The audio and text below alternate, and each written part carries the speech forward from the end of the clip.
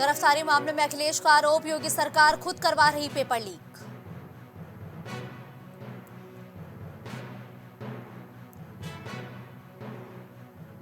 आजमगढ़ को मजबूत करने में जुटे अखिलेश यादव, बसपाई गुड्डू जमाली को सपा में शामिल करने की तैयारी, जल्द हो सकता है ऐलान। विकसित भारत का विकसित रेलवे, पीएम मोदी ने झारखंड को दी 600 करोड़ की सौगात। पंद्रह राज्यों की 56 राज्यसभा सीटों पर कल डाले जाएंगे मतदान, यूपी के 10 सीटों पर फंसा पेच, बीजेपी और सपा लगा रही पूरा जोर। लखनऊ में स्कूल चलो अभियान की उड़ाई जा रही धज्जियां, बंथरा इलाके में पढ़ाई की जगह मजदूरी करते दिखे मासूम, video viral.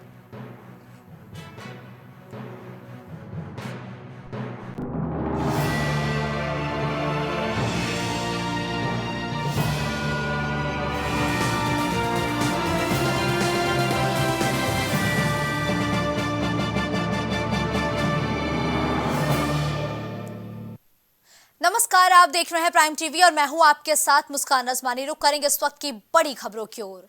Amrit Bharat station योजना के अंतर्गत देश के प्रधानमंत्री नरेंद्र मोदी ने 41,000 करोड़ रुपए की रेलवे परियोजनाओं की सौगात देते हुए 556 रेलवे स्टेशन के पुनर्विकास और 1500 रोड ओवरब्रिज के साथ ही अंडरपासों का शिलान्यास और वर्चुअली तौर पर उद्घाटन करते हुए देश को समर्पित किया है।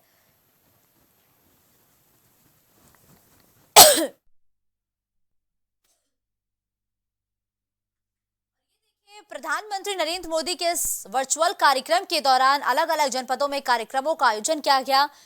6 जनपदों की तस्वीरें, बांदा, महोबा, चित्रकूट, लखनऊ, गाजीपुर और मऊ में कार्यक्रमों का आयोजन किया गया। प्रधानमंत्री नरेंद्र मोदी ने तो वर्चुअली तौर पर इस कार्यक्रम का शिलान्यास किया, लोगों को सौगातें दी, लेकिन इस दौरान सांसद विधायक कार्यक्रम में मौजूद रहे। चित्रकूट में बड़ी सौगात दी गई है, इसके साथ ही लखनऊ, गाजीपुर, मऊ, महोबा और बांदा में भी बड़ी सौगात आज प्रधानमंत्री नरेंद्र मोदी रेलवे स्टेशन को देते हुए नजर आए हैं।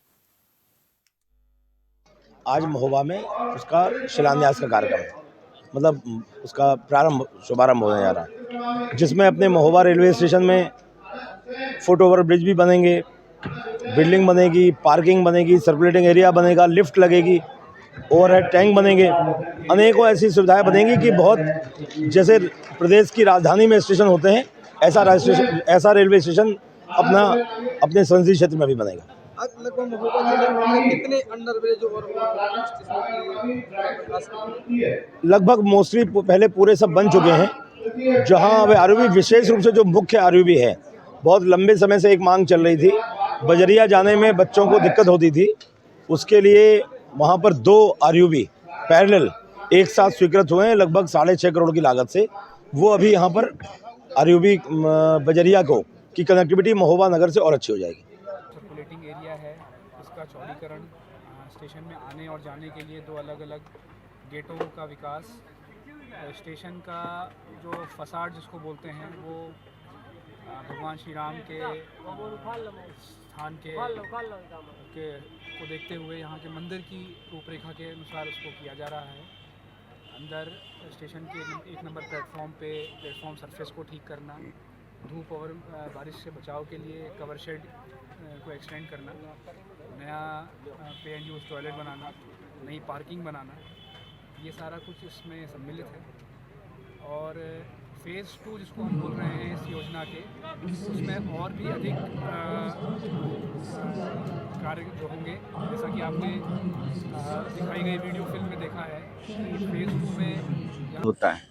आप देखिए, जिस दल से सांसद हैं उससे अभी इस्तीफा दिया नहीं, दूसरे दल ने टिकट दे दिया, तो वो समय बहुत बदल गया है। और ये जो उल्टे सीधे बोल के चर्चा में रहना चाह रहे हैं, आप सबसे अनुरोध है कि उनके बयान को बहुत गंभीरता से न लीजिए।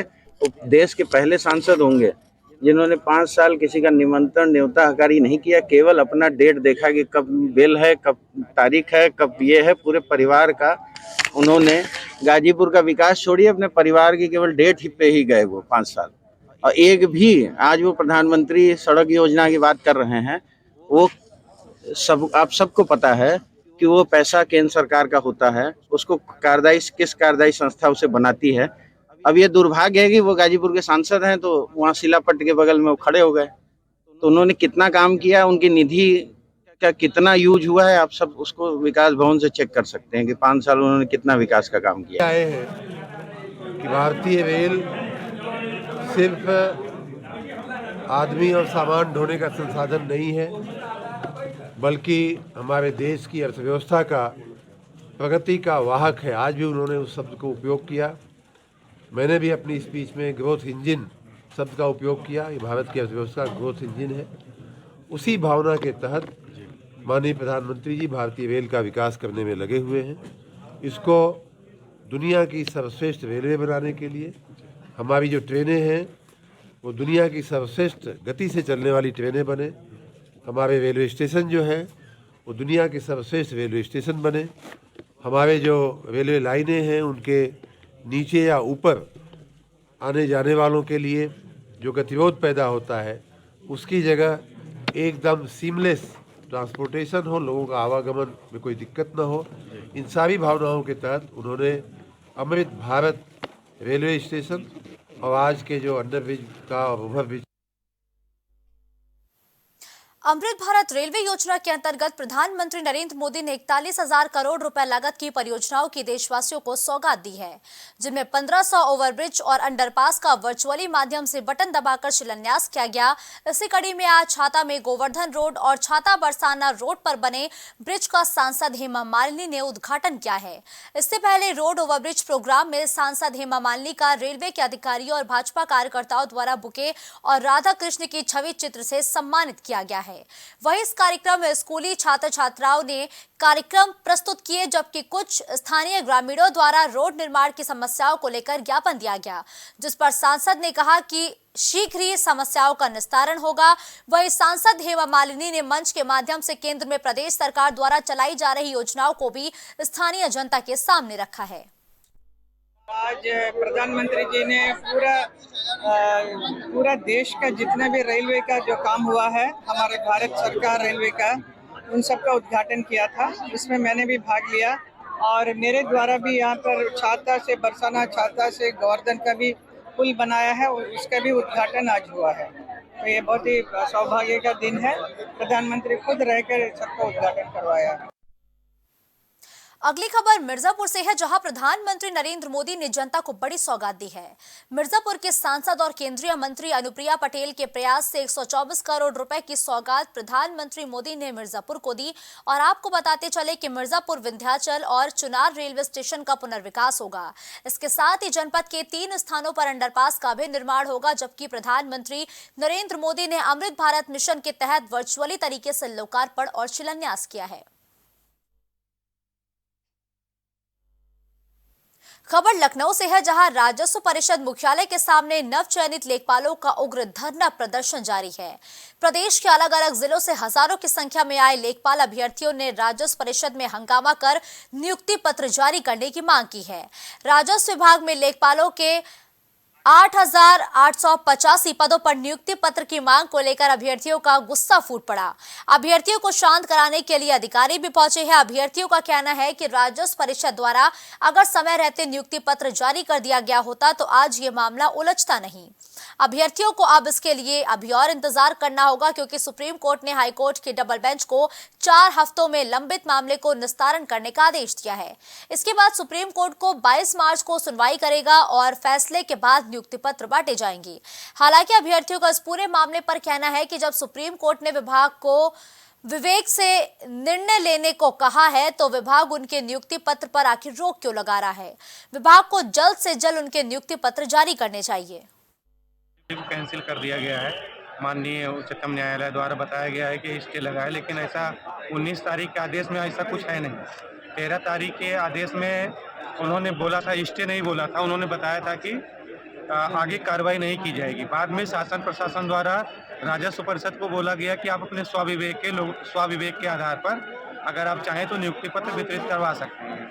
और अंतिम दिन 22 तारीख को, अगले दिन जब हमें नियुक्ति पत्र मिलने वाला था, तो 22 तारीख को राजस्व परिषद ने हमारा जो है नियुक्ति पत्र वितरण को जो है मना कर दिया। और हम लोग इससे बहुत हतोत्साहित और मानसिक रूप से प्रताड़ित हैं। और हम ये प्रशासन, शासन से और माननीय मुख्यमंत्री योगी आदित्यनाथ जी से मांग करते हैं कि हमारी नियुक्ति अतिशीघ्र करवाएं, और उसमें अगर कोई ये न्यायालय की बात है तो उसमें एक लाइन लिख दें कि ये सारी नियुक्ति जो है न्यायालय के अधीन रहेगी, हमें उसमें कोई दिक्कत नहीं है, लेकिन हमें हमारी नियुक्ति चाहिए। धन्यवाद। तो आज जो प्रदर्शन हुआ है, क्या मांगे थी, क्या मांगे आपकी पूरी हुई, किसने आपकी सुनी? अभी 8,085 पदों की नियुक्ति को लेकर जो लेखपाल की जो भर्ती थी, उसमें जो अभ्यर्थी थे वो लखनऊ के राजस्व विभाग के ऑफिस कैसरबाग में यहाँ पर आज सुबह से धरने पर बैठे हैं। और मेरे पास अभी यहाँ पर मौजूद हैं वही लोग जो लोग आज धरना प्रदर्शन कर रहे थे। इनकी कुछ मांगे हैं, उन मांगों को जानेंगे, पूछेंगे, देखेंगे क्या कुछ वजह थी, क्या कारण था जिसकी वजह से आज ये धरना प्रदर्शन दे रहे हैं।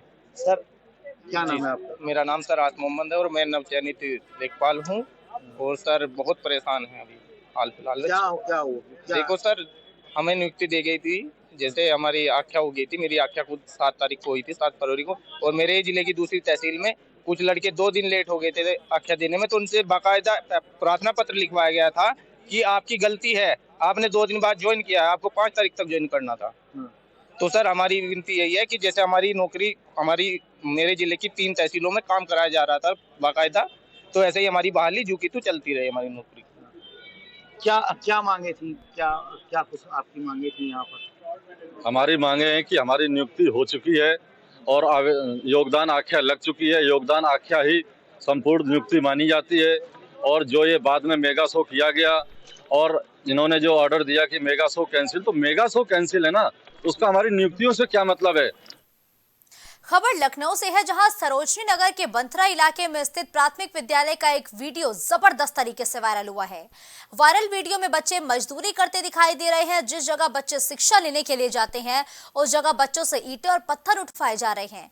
ऐसे में शिक्षा व्यवस्था पर अब बड़ा सवाल खड़ा होता हुआ नजर आ रहा है। और इन तस्वीरों में देखा जा सकता है कि ये विद्या का वो मंदिर है जहां बच्चे पढ़ने जाते हैं, लेकिन यहाँ बच्चों से खुलेआम मजदूरी कराई जा रही है।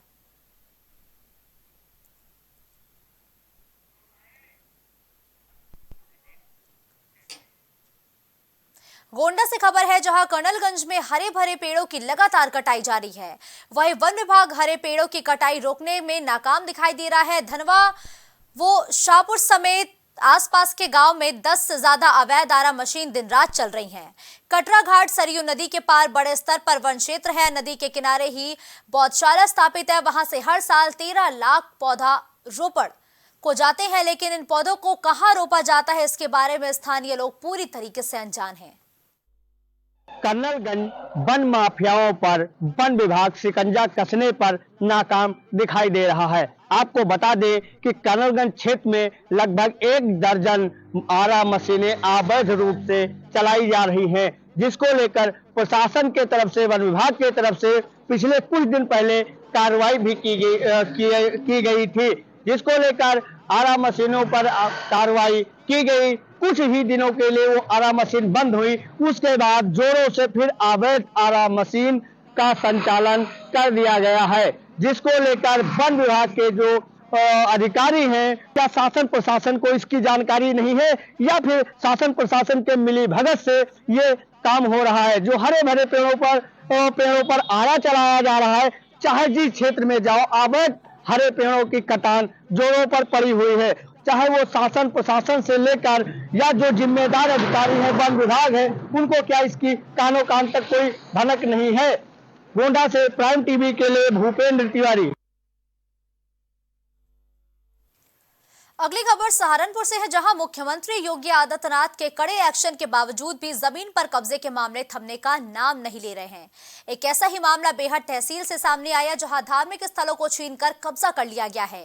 वहीं आज ईसाई समुदाय के धर्मगुरुओं और संत महात्माओं ने जमीन पर कब्जा करने का आरोप लगाते हुए ये कहा कि धार्मिक स्थलों पर रखा सामान को भी उठा लिया जाता है और लगातार उन्हें जान से मारने की धमकियां भी दी जा रही है और प्रशासन इस पर कोई कार्रवाई नहीं कर रहा है। सत्ता में जब से सरकार ये लगातार सरकार भू माफियाओं के खिलाफ लगातार अभियान जारी है। वहीं सहारनपुर में भू माफियाओं का कब्जा लगातार जारी है। सहारनपुर में धर्मगुरुओं की जमीन पर कुछ भू माफियाओं ने जबरन कब्जा किया है। हमारे साथ सहारनपुर बेहट तहसील से कुछ लोग मौजूद है, जहां पर क्रिश्चियन समाज के और कुछ अखाड़े के जो महाराज है वो भी मौजूद है। इनकी जमीन पर भेड़ के कोई भूमाफिया है, उनके द्वारा कब्जा किया गया है। इसमें जो शालू जो है मौजूदा चेयरमैन है, इसके दबाव में पुलिस कार्रवाई नहीं कर रही, क्योंकि जो इसके पिताजी माफिया डॉन जो गैंगस्टर हैं आसान कुरैशी, इसने कई इस जगह पे मर्डर वगैरह कई जगह हो चुके हैं। पूर्णानंद महाराज हैं जो वहाँ के जूना अखाड़े के महामंडलेश्वर हैं।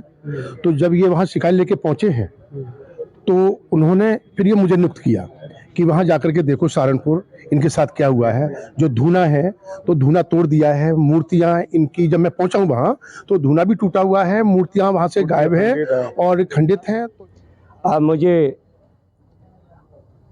8 अप्रैल को पता चला कि हमारे कुछ भूमाफियाओं ने, क्रिश्चियन भूमाफिया और अब्दुल्ला रहमान उर्फ एहसान कुरैशी, सालू रहमान, इन्होंने हमारी जगह पे कब्जा किया। देखिए, सहारनपुर में लगातार भूमाफियाओं के खिलाफ थाना बेट में मुकदमे भी दर्ज है, सब कुछ हुआ है, पर उसके बाद भी जो धर्मगुरुओं की जमीन है वो कब्जा मुक्त नहीं हो पा रही। अगली खबर लखनऊ से है, जहां गाजीपुर इलाके में एक प्राइवेट कंपनी में काम करने वाली महिला को उसी कंपनी के मालिक ने अपने प्रेम जाल में फंसाया। प्रेम जाल में फंसाने के बाद एक साथ समय बिताया, उसके बाद प्रेमी ने ही उसकी हत्या कर दी। मामले का खुलासा तब हुआ जब आरोपी अभिनव वर्मा गिरफ्तार हुआ। बहरहाल पुलिस ने घटना का खुलासा करते हुए हत्या में शामिल सभी आरोपियों को गिरफ्तार कर लिया है। प्यार का इतना खतरनाक अंजाम, प्यार में हत्या तक की पूरी कहानी कैसे हुई, इस मामले पर ज़्यादा जानकारी के लिए DCP north Abhijeet R Shankar ji हैं। सर, जिस तरीके से एक कंपनी में एम्प्लॉय और मालिक के बीच प्यार हुआ, प्यार के बाद उसमें हत्या की वारदात को अंजाम दिया गया, कैसे ये पूरी घटना हुई और इस घटना में 5 लोगों का जो कनेक्शन हुआ वो कैसे आपस में कनेक्ट हुए? 23 तारीख को थाना गाजीपुर में एक गुमशुदगी लिखा गया था। जो गुमशुदा था उनका नाम था गीता सिंह, वाइफ ऑफ नीरज सिंह, हरदोई के मूलतम रहने वाला है। तो पहले प्रथम दृष्टया जब हम लोग मालिक और कंपनी का मालिक और उनका अन्य एम्प्लॉयज़ जो गीता के साथ काम करता था, उनसे जब बातचीत किया, पूछताछ किया, तो उन्होंने बताया कि छुट्टी लेके वो घर चला गया है। तो इसके बाद CDR हम लोग मंगवा दिया था, सब लोगों का CDR मंगवा दिया था। फिर हम लोग और भी CCTV वगैरह इन्वेस्टिगेशन के दौरान देखा गया, तो हमको संदेह हुआ। संदेह के ऊपर कंपनी मालिक को थोड़ा अच्छा से पूछताछ किया, तो उन्होंने द्वारा घटना करने का कार्य पूर्ण रूप से कबूल लिया। उनका कहना है कि 21/22 तारीख के रात में गीता सिंह जो इनकी प्रेमी था, उनके साथ किसी बात को लेके उन्होंने आपस में झगड़ा किया था। तो झगड़ा के दौरान उन्होंने गीता को स्ट्रैंगुलेट करके हत्या कर दिया था। हत्या करने के बाद उस फ्लैट में मौजूद उनका एम्प्लॉयज़ अर्जुन एवं योगिता के सहयोग से उनको 1-2 और एम्प्लॉयज़ को बुला लिया गया था, शिवम एवं कमल किशोर। इन सबों ने मिलके उनका बॉडी को मैट्रेस के अंदर रख के हरदोई में स्थित बेनीगंज थाने के अंदर आने वाला बरगड़िया पुल से गोमती नदी में फेंका। इसके अलावा उनके द्वारा जो गीता सिंह का जितने भी कपड़े, ज्वेलरी वगैरह था, उसको ले जाके शांडिला में स्थित फैक्ट्री के पीछे जलाने के लिए कोशिश की। सर, ये घटना हो गई यहाँ से लखनऊ से हरदोई ले जाने की। कंपनी में उसकी जो हत्या हुई, हत्या कैसे की गई? क्या गला दबाया गया या सिर पे उसके वार किया गया? क्योंकि जब घटना हुई उस दौरान एक महिला भी शामिल रही। घटना के दौरान जिस तरीके से उसको बोरी में रखा गया कि किसी को शक ना हो, फिर उसको एक कंपनी दी गई कि आगे से स्कूटी चलेगी, पुलिस का पहरा दिखेगा तो अलर्ट किया जाएगा, फिर गाड़ी निकलेगी। तो ये जो पूरी कहानी रही, इस कहानी में महिला का क्या रोल रहा है पूरा? इस पूरा जैसे मैंने बताया कि कंपनी मालिक अभिनव वर्मा द्वारा ही महिला का हत्या किया गया है। जो महिला इसमें केस में एक्यूज्ड है, वो और एक और उनका साथी जो एम्प्लॉय है वहीं पे मौजूद था फ्लैट के अंदर जब ये हत्या हो रहा था। हत्या के बाद उनके पास पूरा ऑप्शन था कि पुलिस को सूचना देना या जो मृतका है उनका परिवार को सूचना देना। उन्होंने वो ना करके पूरा एक्यूज्ड को पूरा सहयोग दे के साक्ष्य मिटाने के लिए पूरा सहयोग दिया और साक्ष्य मिटाने के लिए अंजाम बनाया। सर, कंपनी का मालिक तो गिरफ्तार हो गया, कंपनी में कितने लोग लगभग काम करते थे? ये जो 5 लोग गिरफ्तार हुए हैं, यही लोग उस कंपनी से अटैच थे या फिर उस कंपनी में और लोग भी रहे? अभी ये एक मर्डर इन्वेस्टिगेशन है, इसमें जितना मुलजिम है वो सब अकाउंट फॉर हो गया। बाकी कंपनी के बारे में हम लोग और भी जांच किया जा रहा है और अन्य कोई व्यक्ति इसमें शामिल है या नहीं है, इसी तथ्यों के भी हम लोग जांच किया जा रहा है। सर, कंपनी में वो काम कर रही थी, पति के द्वारा गुमशुदगी दर्ज कराई गई थी। इस मामले में पुलिस ने जब अपनी इन्वेस्टिगेट शुरू की, सीसीटीवी फुटेज जो मिला उसके आधार पर मुलजिम आपके हाथ आए, लेकिन क्या पति को इस बात की जानकारी थी कि उसकी पत्नी का दूसरे से प्रेम प्रसंग चल रहा है और इसी वजह से पत्नी उससे दूर हुई है? अभी इसके ऊपर मैं कमेंट नहीं कर सकता हूँ क्योंकि ये जांच के विषय है। क्या सर लगता है इस मामले में अभी जो कंपनी के और लोग हैं जो पुलिस को सूचना दे सकते थे, उन लोगों की भी कहीं ना कहीं जो गिरफ्तारी के आंकड़े हैं वो बढ़ सकते हैं? जो अभी 5 लोग गिरफ्तार हुआ है, उन्हीं लोगों के आपस में ये एक तरफ से सीक्रेट बोल सकते हैं, सीक्रेट ही था। उन लोगों की मौजूदगी में बॉडी भी रिकवर किया गया था। तो इसके अलावा किसी और व्यक्ति को शामिल था या नहीं था, ये अभी जांच का विषय है। ज़रूर इसके ऊपर जांच किया जाए। तो जाहिर सी बात है कि लखनऊ में एक महिला की हत्या की गई और हत्या करने के बाद उसके शव को हरदोई में ले जाकर ठिकाने लगाया गया, और हत्या के पीछे जो वजह है वो प्यार में लोग विश्वास करते हैं, और उस विश्वास को में लेने के बाद कब हत्या कर दें किसी को इस बात की जानकारी भी नहीं होती, और उसी तस्वीरों की ये घटना गवाही दे रही है। वीडियो जर्नलिस्ट नीरज के साथ मोहम्मद कलीम, प्राइम टीवी, लखनऊ। अब अगली खबर औरैया से है, जहां संदिग्ध परिस्थिति में 19 तारीख से गायब मासूम 7 साल के बच्चे का शव पानी में उतराता मिला। शौच के लिए गए ग्रामीणों ने घटना की जानकारी पुलिस को दी और मौके पर पहुंची पुलिस ने शव की शिनाख्त की है। उसके बाद परिजनों से उस शव की शिनाख्त करवाई गई है। शव को कब्जे में लेकर पोस्टमार्टम के लिए भेज दिया है। आगे की कार्रवाई शुरू कर दी गई है। अभी बॉम्बे में लाहौर में। किसकी है? हमारे नाती। आपकी नाती? क्या नाम है नाती का? अल्तमस। ये किस जगह घटना हुई? ये उमरेड़ी से बम्बे से यहाँ तक आ गई। हाँ। अर्चंदापुर। फिर क्या हुआ? तो आपको सूचना कैसे मिली? पुलिस द्वारा। तो इस कब से बच्चा गायब था? 19 तारीख। अर्चंदापुर के पास गांगसी नहर में एक अज्ञात बालक उम्र करीब 8 वर्ष के शव मिलने की सूचना दी गई थी। इस सूचना पर मैं सीओ बिधुना और SHO अरवा कटर तत्काल मौके पर पहुंचकर शव को नहर से निकलवाकर लोगों से पहचान कराई गई। तो उक्त अज्ञात बालक के शव की शिनाख्त अल्तमस पुत्र अफसर अली उम्र 8 वर्ष निवासी उमरेडी थाना अरवा कटरा औरैया के रूप में हुई। मौके पर परिजनों ने आकर स्वयं भी पहचान कर ली है। मृत बालक के परिजनों द्वारा बताया गया कि यह बालक मंदबुद्धि का था एवं इसके पैर भी काफ़ी कमजोर थे। दिनांक 19 फरवरी को समय अपराह्न 3:30 बजे घर से गायब हो गया था। घर के बगल में ही गांगसी नहर गुजरती है। नहर की ओर जाते हुए किसी ने देखा नहीं था। नहर में पानी का बहाव काफ़ी तेज था। काफ़ी खोजबीन की गई थी परंतु तत्समय नहीं मिल पाया था। परिजनों की उपस्थिति में शव को पंचायतनामा के उपरांत पोस्टमार्टम हेतु भेजा जा रहा है। मौके पर कानून व्यवस्था संबंधी कोई समस्या नहीं है। खबर कानपुर से है, जहां बीजेपी कार्यकर्ताओं ने चौकी के बाहर युवकों के साथ मारपीट की है। मारपीट में 2 युवकों को गंभीर चोटें आई है। प्रत्यक्षदर्शियों के मुताबिक पुलिस की मौजूदगी में यह सब होता रहा और पुलिस मूक दर्शक बनकर देखती रही। घटना से नाराज लोगों ने चौकी का घेराव कर नारेबाजी की। पूरा मामला बर्रा थाना क्षेत्र के जनता नगर चौकी के बाहर का है। एक अंकल जी के गाड़ी का एक्सीडेंट हुआ था। जिसकी गाड़ी का एक्सीडेंट हुआ था उन्होंने कहा था कि हम गाड़ी तुम्हारी बनवा दे रहे हैं। गाड़ी मिस्त्री ने पैसे ज़्यादा बताए तो वो कहने लगे हम गाड़ी नहीं बनवाएंगे, चौकी चलो। तो जनता नगर जब चौकी आए हैं तो एक कोई संजय बेकरी के सामने रहते हैं, वो बता रहे थे अपने आप को बीजेपी के नेता। उन्होंने फ़ोन करके चौकी के बाहर पहले से 4-5 लौंडे बुलवा लिए थे और लौंडे बुलवाने के बाद जैसे हम आके खड़े हुए चौकी के बाहर और वो लौंडे मारा पीटी करना तुरंत चालू कर दी। चौकी का एक स्टाफ के सामने बर्रा थाना अंतर्गत जनता नगर चौकी में के पास एक स्कूटी और मोटरसाइकिल में टक्कर हो गई थी, जिसपे आपस में दोनों पक्ष आपस में विवाद कर लिए थे, जिनको थाने पे ले जाया गया है। दूसरे पक्ष द्वारा तहरीर देने पर। अगली खबर अयोध्या से है, जहां कैंट थाना क्षेत्र में ताबड़तोड़ फायरिंग से हड़कंप मच गया है। बताया जा रहा है कि बारात से लौटते वक्त युवक पर ताबड़तोड़ फायरिंग की गई। आनन फानन में उसे जिला अस्पताल लाया गया, जहां चिकित्सक ने इसे मृत घोषित कर दिया। बता दें कि मृतक की शिनाख्त थाना पूरा कालंदर क्षेत्र निवासी विशाल यादव के रूप में हुई। वो प्रॉपर्टी डीलिंग का काम करता था। मामले में पुलिस ने 2 संदिग्ध व्यक्तियों को हिरासत में लिया है, जिनसे पूछताछ जारी है। हमारा भाई बारात से आ रहा था, उसको रास्ते में लोगों ने उसको साथ में ये हादसा कर दिया। कौन लोग क्या लौट रहा था? मक्खापुर चूड़ामरी चौराहे के पास चाचा की लड़की शादी थी, वहाँ से गया था और वहाँ से फिर लौट रहा था टोनिया के लिए। रास्ते में मसीनिया के पास इसके साथ में ये हादसा हुआ। थाना कैंट का है रात्रि में लगभग 1:30 बजे विशाल नाम के व्यक्ति को, जिसकी उम्र लगभग 25 वर्ष थी, उसके परिजनों द्वारा जिला अस्पताल में मृत अवस्था में दाखिल किया गया।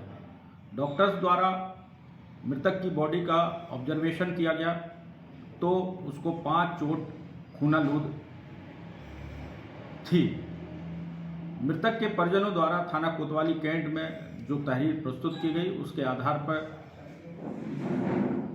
धारा 302 में मुकदमा पंजीकृत किया गया है। घटना स्थल का वरिष्ठ अधिकारियों द्वारा निरीक्षण किया जा चुका है। मुकदमा पंजीकृत कर लिया गया है, विवेचना की जा रही है। 2 संदिग्ध व्यक्तियों को हिरासत में लेकर उनसे पूछताछ की जा रही है। विवेचना से जो तथ्य आएंगे उसके आधार पर कार्रवाई की जाएगी। इस बुलेटिन में फिलहाल के लिए बस इतना ही। देश और दुनिया की बड़ी खबरों के लिए आप बने रहिए प्राइम टीवी के साथ। नमस्कार।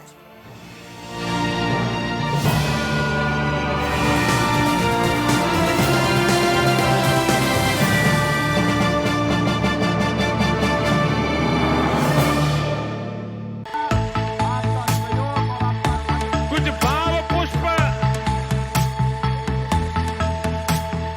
आप देख रहे हैं प्राइम टीवी, सच साहस सरोकार। प्रधानमंत्री श्री नरेंद्र मोदी का संकल्प है कि देश का हर नागरिक पोषित, सशक्त और समर्थ बने। जब पूरा विश्व इस सदी की सबसे बड़ी महामारी कोविड-19 से जूझ रहा था, उस दौरान प्रधानमंत्री श्री नरेंद्र मोदी जी के नेतृत्व में भारत सरकार ने प्रधानमंत्री गरीब कल्याण अन्न योजना का संचालन कर देश के गरीबों की खाद्य सुरक्षा सुनिश्चित की। इसी संवेदनशीलता को जारी रखते हुए आज 80 करोड़ से भी ज्यादा लोगों को मुफ्त अनाज दिया जा रहा है। सभी को अनाज, पोषित समाज। अगर आप करना चाहते हैं अपने बिजनेस को प्रमोट, तो इसके लिए आपको चाहिए होगा एक सपोर्ट। बेहतर स्क्रिप्ट, शानदार ग्राफिक्स, बेहतर विजुअल, दिखाएंगे कमाल, जानकारी पहुंचेगी जन जन तक, आपका काम करेगा धमाल। इन सभी चीजों के लिए अब ना हो परेशान। Brand promotion, motion designing and video editing, 2D और 3D animation, television telecasting, social media works, script writing जैसे कामों के लिए आज ही कांटेक्ट करें 9267925186 पर। इसी के साथ ही आप हमें जीमेल भी